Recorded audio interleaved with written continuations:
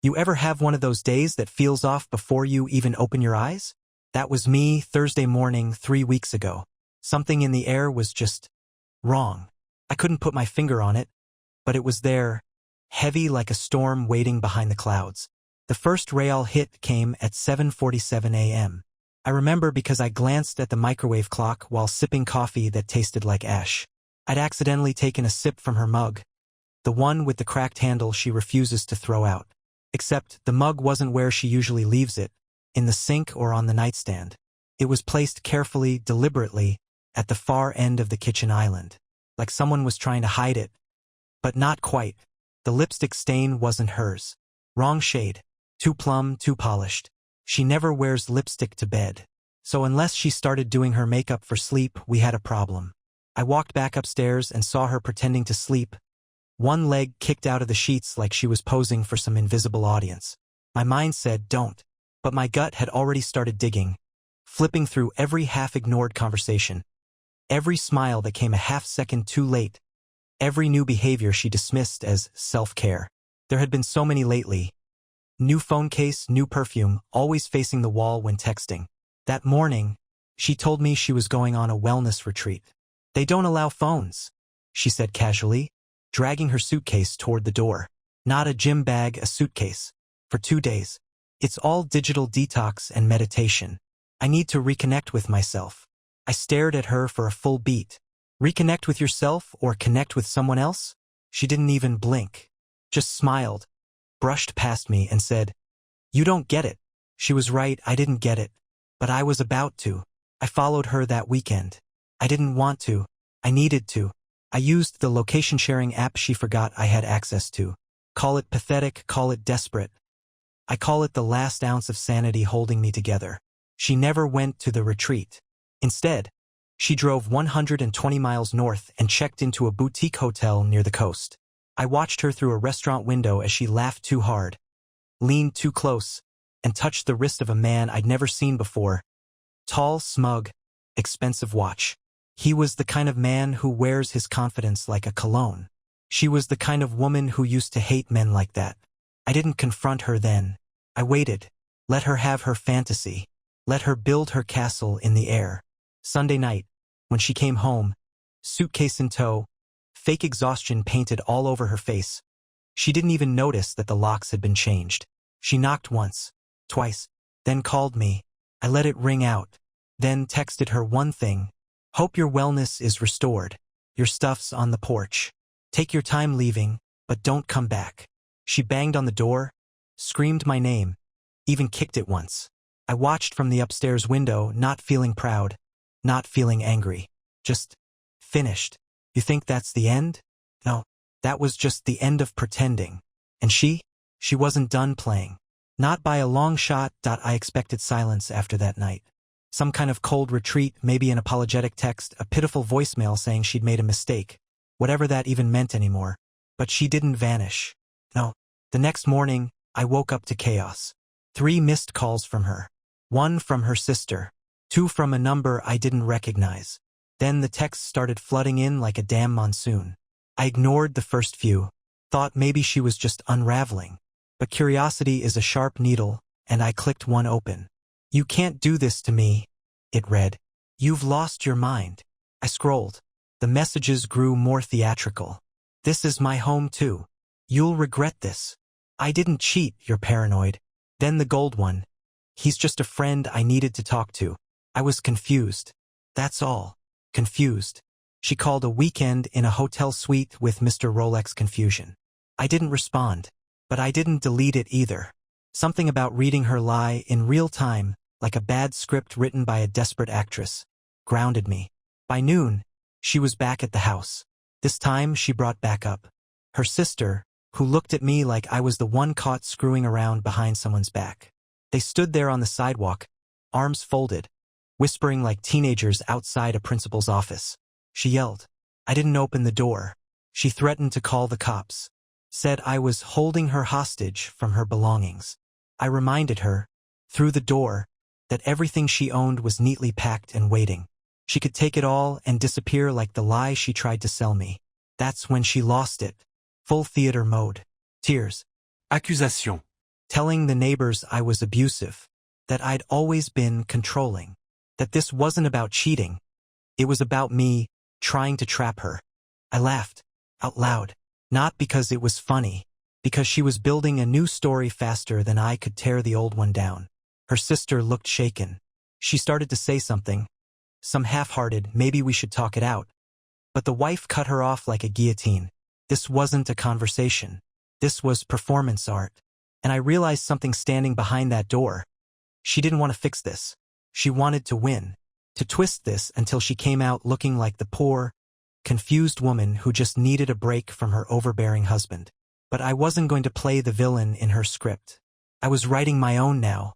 That night I sent screenshots to her friends, to her parents, the lipstick mug, the hotel check-in, a photo I snapped of her through the restaurant window, smiling up at him like I never existed. No captions, just proof. By morning, the group chats were splintered. Some messaged me privately. One told me I was cruel. Another said I deserved better. Most just read the texts and stayed quiet. She stopped texting for 2 days. Radio silence. I thought maybe it was over. Maybe she'd slink away and try to rebuild her image somewhere new. But then, on the third morning, I got a letter. Handwritten. No return address. For pages, front and back. And on the last page, she wrote, "You're not the man I married. And if you were, maybe none of this would have happened." I read it twice. Not out of shock. Not because I was hurt. But because I couldn't believe how someone could flip the script so completely, make betrayal look like the fault of the one betrayed. And I knew then, this wasn't just a breakup. This was war point 2 weeks. That's how long it took her to pivot from crying on the porch to parading around town like a martyr. The kind of woman who'd been emotionally abandoned, who wasn't being seen, who just needed love in a different form. I heard it all. Not from her. She never said a word to me again. But from the grapevine that never dies in a mid-sized town. Her words, her spin, her damage control spread like gasoline in dry grass. The letter? I burned it. Not for drama, not for closure. Just so I wouldn't be tempted to read it again and feel anything but the cold reality of what she'd become. And then the phone rang. It was Noah, my closest friend since college. His voice was off, like he'd swallowed something sour. "You busy tonight?" he asked. "We need to talk." He never says that. We don't talk like that. We drink, we argue about movies, we laugh. But I knew. My stomach knew before he said a word. When I got to the bar, he wouldn't even look me in the eye. Just tapped the rim of his glass like a metronome ticking down to a confession. "She told me something," he started. And I swear the air went still. "Said you'd been tracking her, watching her, locking her out. That you snapped. She said you're not okay." I didn't even blink. "You believe her?" He looked at me then, full on, and that hesitation, the half second of it, it was enough. I don't know what to believe anymore. That's when it hit me. She wasn't just trying to rewrite the story. She was trying to erase mine entirely. Paint me unstable, dangerous, the angry husband with a temper. That way, if anything came out about her affair, it wouldn't matter. She'd already poisoned the well. And the worst part? People were sipping it. I went home and checked my accounts. She'd unfollowed me on everything. Posted some vague quote about healing from toxic love. The comments were a flood of hearts and "you go girl." Meanwhile, I was the one picking up shards of trust with bleeding hands. The next blow came fast and without warning. Monday morning, a letter from a lawyer slid through my mail slot. Not divorce papers. Not yet.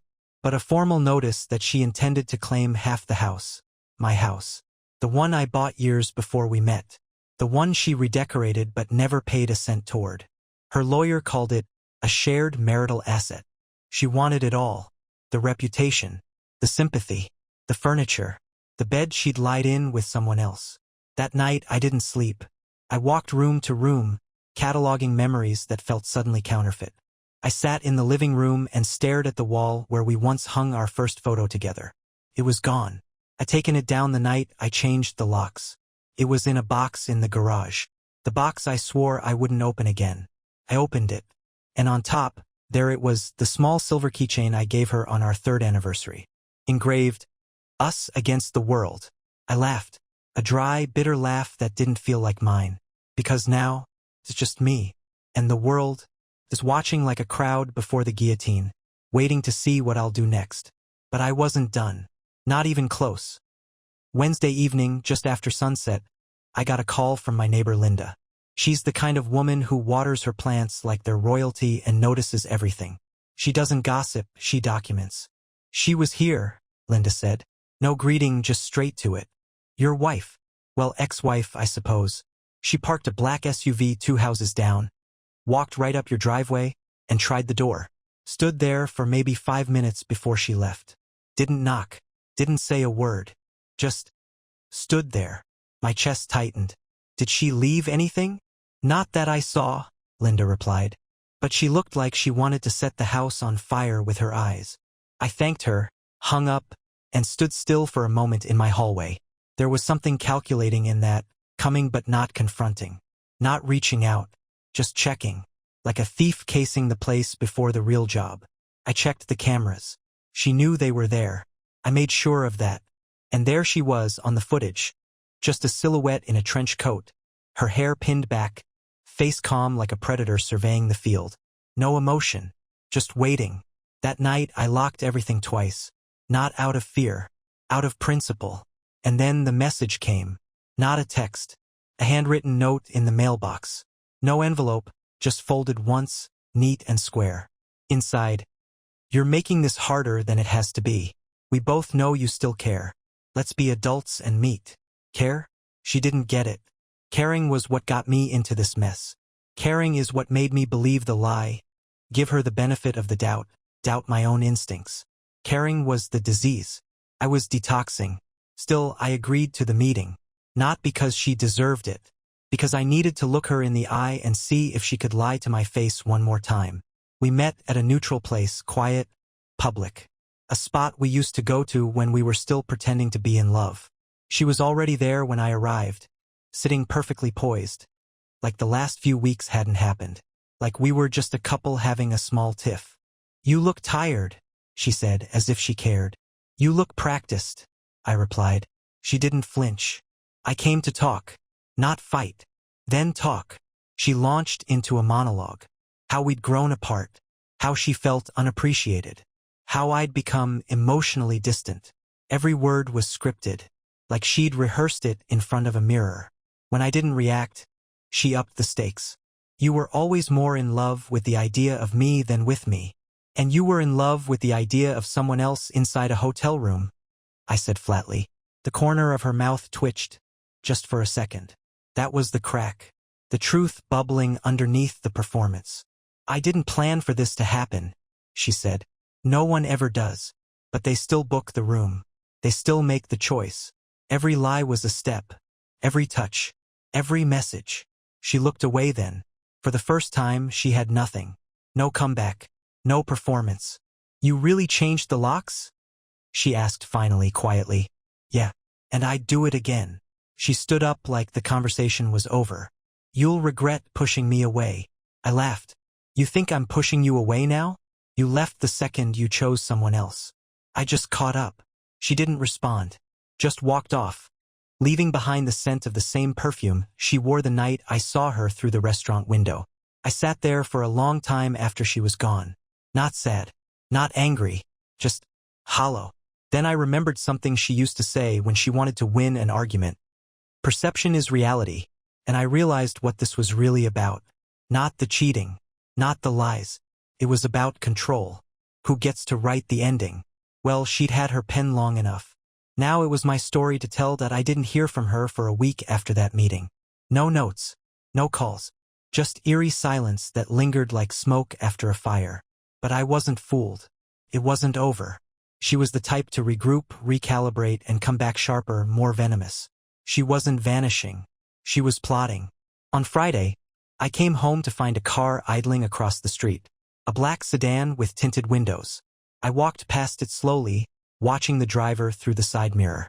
A man, sunglasses on, pretending to scroll on his phone.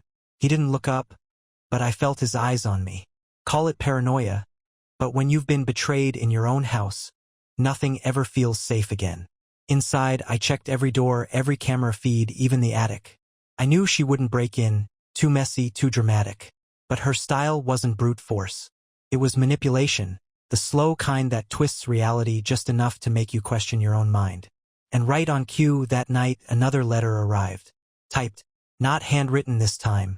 Cold, formal, like a business transaction. She wanted mediation. Claimed I was being emotionally coercive. Said I'd created an unwelcoming environment during the separation. The language wasn't hers. This was lawyer speak. Someone was feeding her lines now. At the bottom, though, there was a single sentence in her words. I knew it immediately.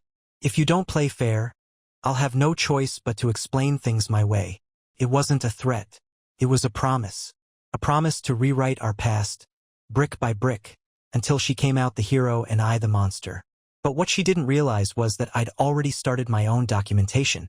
I had the texts, the photos, the timeline. The night she left, I'd backed up everything, emails, phone logs, even her location pings from our shared family account. Not because I wanted revenge, because I wanted truth. Something real to hold onto in a sea of manipulation. The next morning, I went to see her lawyer. Not mine, hers. I scheduled a meeting under my name and showed up with a folder of facts. I'm not here to negotiate, I told him. I'm here to clarify what happens next if she keeps trying to paint me as a threat. He was older, graying, with the kind of bored face that's seen 1,000 divorces. He flipped through the folder without saying a word. Photo of the hotel. Screenshot of the messages. Proof she'd lied about the retreat. A copy of the voice message she left one night when she was drunk and forgot to fake her tone. He looked up. This could be very damaging to her. She's already damaged, I said. I'm just making sure the record stays straight. He leaned back. I'll speak to her. That night she called. First time in days. No greeting, no fake pleasantries. Just, what the hell did you do? You wanted to explain things your way, I said. I just made sure my way was louder. Silence. Then she laughed. A bitter, hollow laugh I hadn't heard before. You're really going to war over this? No, I said. You already started the war. I'm just not dying in it. She hung up. That weekend, her sister called me. Apologized for the scene on the lawn. For taking her side without asking a single question. Said she didn't know about the hotel. Said she didn't know about most of it. I think she's unraveling, she whispered. She's been lying to everyone, even herself. I know, I replied. But I'm done picking up the pieces. Because this wasn't just about betrayal anymore. It was about identity. She tried to steal mine. My narrative. My peace. And I'd be damned if I let her keep it. 3 weeks after our last phone call. The quiet finally cracked again. Not with a bang, but with an invitation. Yes, an invitation. A mutual friend, Mara, was throwing a birthday party. Casual backyard gathering, drinks, snacks, music, the whole let's pretend we're still 25 kind of thing. She sent the invite like everything was fine. Like the air hadn't turned to poison. And of course, she was invited too. My soon-to-be ex. The woman who thought gaslighting was a love language. I ignored it. Then Mara called. I know it's weird, she said cautiously. But I really think it could be a good chance to show people you're okay. She's been telling her version of everything. Of course she had. She was always best at the second draft, when she could edit out the betrayal and paint me as the villain. The angry, emotionally distant husband who pushed her into someone else's arms. Let them believe what they want, I said. You sure? Mara's voice dropped. Because she's not just talking. She's rewriting the whole damn story. And that's when I made the decision. I went, not for revenge, not to cause a scene, but to exist. To remind people of what she couldn't erase with whispers and crocodile tears. The moment I stepped into Mara's yard, heads turned. People smiled too quickly, avoided eye contact, raised drinks in awkward greeting. It was the social version of walking through fog. And then I saw her. She arrived fashionably late, like always. Long coat, hair perfect, laugh a little too loud. And right beside her, not Mr. Rolex, but another man. This one younger. Too young. A rebound, clearly. Aprop. She scanned the crowd and saw me. Her smile faltered just for a second. Then it returned, full force. And she grabbed the kid's hand like she just remembered he was part of the script. I didn't react. I made small talk, laughed with friends, told a few stories. It was a strange kind of power, watching her try to figure out why I wasn't crumbling, why I wasn't spiraling, because that's what she counted on, wasn't it? My silence, my retreat, my self-destruction. Instead, I was thriving. Midway through the party, I stepped away to get another drink and found myself alone near the fire pit. She approached, of course. She couldn't help herself. "You really showed up," she said, like it was a surprise. "Apparently so did you," I replied, not looking at her. She tilted her head. "This must be exhausting, pretending like everything's fine." "No," I said. It was exhausting being with someone who needed a different mask for every room she entered. That hit. She tried to recover with a scoff. "You've always been dramatic. And you've always been a great liar," I said. "But at least one of us is consistent." Silence stretched between us like an old scar. And then, with no irony, no shame, she said, "You could have forgiven me, you know? People make mistakes." "You didn't make a mistake," I said. "You built an entire second life. You didn't trip, you packed a bag and left." She blinked.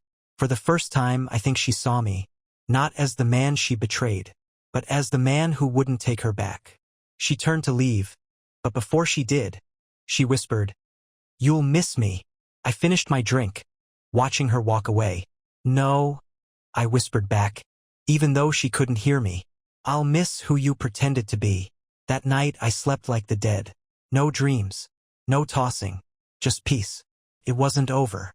Not legally, not socially, but something inside me had clicked shut like a door finally locked. And for the first time in months, I didn't feel trapped inside her story. I was free. Freedom is quiet. Not the celebratory kind with champagne and loud music.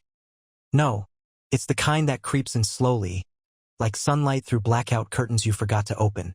First, it feels strange, empty. You start wondering what to do with all the silence. Now that you're no longer explaining yourself, defending your sanity, doubting your own memories. But that quiet doesn't last. Not when you've married someone like her. I got a call from HR at my office. "We've received an anonymous complaint," the voice said, dry and corporate, "about your behavior, allegations of aggression, inappropriate conduct." I sat in stunned silence for a second before asking, "Anonymous?" "Yes, but detailed. Dates, times, situations. Situations that didn't exist. Conversations I never had. Tone I never used. It was precise, too precise. Someone knew my schedule, knew my coworkers' names, knew how to make the lies sound just close enough to plausible to raise eyebrows. And that's when I realized she wasn't trying to hurt me anymore. She was trying to erase me. It wasn't just about spinning the narrative in social circles. It wasn't just about getting the house or the sympathy. This was about wiping me out, making me the aggressor, the unstable one. If she couldn't win in love, she'd try to win in ruin.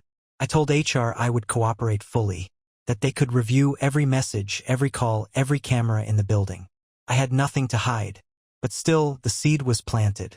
People looked at me differently for the rest of the week. Not accusingly, just cautiously, like I might snap at any moment. That weekend, I found her car parked outside my gym. Not even subtle, just parked across the street. Waiting, watching. I walked right up to the window. "What are you doing?" I asked. She rolled it down, smiled. "Public space." I leaned in, low enough so no one could hear but her. "Keep pushing, and I'll file a restraining order." Her eyes lit up like I'd handed her a match. "Then you'd have to admit to the police how unstable this has made you." There it was. The trap. Provoke, wait, record, twist. A pattern I now recognized as clearly as her voice. So I stepped back, smiled wide and said, "Enjoy the show." She didn't follow me. She didn't need to. Her game was psychological now. She didn't want to win in court. She wanted to win in the court of perception. Make me question my own grip on reality, and let that doubt infect every part of my life. But I wasn't the same man anymore. I'd spent the last few months waking up from her spell, and now I was rebuilding. I started therapy, not because I was broken, but because I refused to be reshaped by her poison. I wanted someone to look me in the eye and remind me, "You're not crazy for reacting to madness." My therapist, a quiet woman with steel in her eyes, said one thing that stuck. "Some people don't love, they consume." And when they can't feed off you anymore, they try to destroy what they can't control. I nodded. I already knew. I'd lived it. And that's when I started documenting everything. Again, not just texts or encounters, but my own life, my routines, my wins, my laughter.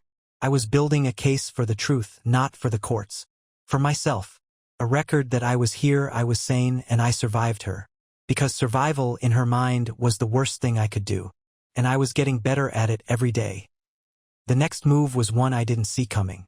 One morning, I got an email from the principal of a private school across town. One I'd never contacted, never visited, never even heard of until that moment. The message was polite but firm. We've received your application for enrollment and a request for financial support for a child listed as yours. Please confirm your intent or notify us if there's been a mistake. I stared at the screen for a full minute before the words rearranged in my mind and made sense. A child. My child. I called immediately, explained calmly that I hadn't submitted anything. The administrator on the phone sounded concerned, but also skeptical. We were given documentation, she said. Proof of paternity, a joint address, tax records. I asked for a copy. She emailed it over within the hour. I opened it and felt the bottom drop out of the world again. She'd forged it. Not just my signature, my tax ID. A fabricated letter from me claiming I wanted to secure a place for our daughter. A child that did not exist. I called her. Straight to voicemail. I texted. You just tried to register a fake child at a private school using my identity. What the hell are you doing? No response. I called the school back. Sent them my ID, my actual tax forms, evidence of the divorce proceedings. They were rattled but understood. They removed the application, made notes in their system. I asked if they'd contact the authorities. They said they would. She didn't care.